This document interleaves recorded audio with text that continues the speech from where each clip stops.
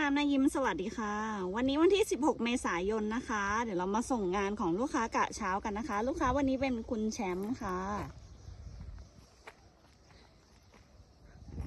วันนี้มีผักกวนพักใหญ่ๆเลยนะคะเดี๋ยวเรามาดูปลาของลูกค้ากันพอได้ตัวอยู่นะคะนี่อุ้ยอันนี้อะไรอ่ะโอ้ตัวใหญ่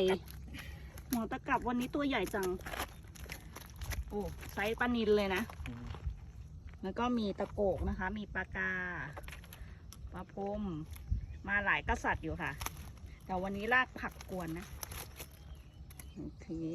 อากาศร้อนเลยลูกค้าเตรียมจะกลับแล้ววันนี้